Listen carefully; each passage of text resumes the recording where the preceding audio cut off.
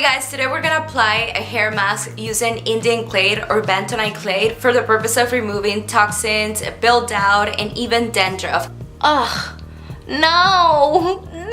If you want to learn how to make it, how to apply it, and to see results, stay tuned. First ingredient we need is Bentonite clay, and it has to be 100% natural. You can use this one right here, the Indian clay. We're gonna grab half a cup of the Bentonite clay. We need the same measure, which is half of a cup. And right here, I just added less than half of a teaspoon of coconut oil. My hair is completely wet, and you have to do that.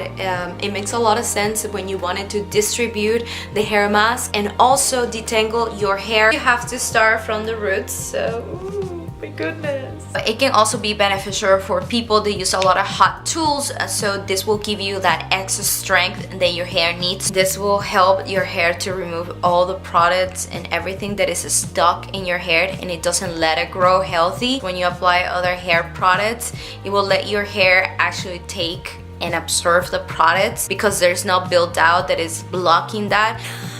We have to allow the Bentonite clay to sit in our hair for about 20 minutes. Don't let it be more than that. When it gets super dry, it is really difficult to take it off. This is how my hair looks the next day. It feels a little bit strong, and you know something, when I was washing my hair, I was so surprised. My hair felt so smooth, like super nice and soft. Right after I dry it, it felt very dry, very thin. Now that it's the next day, my hair looks very nice. Personally, I won't do it every week because the process, it was kind of like long. I still think that maybe once a month will be fine if you wanted to give it a little bit of a deep clean to your hair. Thank you so much for watching. If you subscribe, don't forget to hit the notification bell so you don't miss any of my videos. Don't forget to give me a thumbs up. I will see you on Friday. Pura Vida!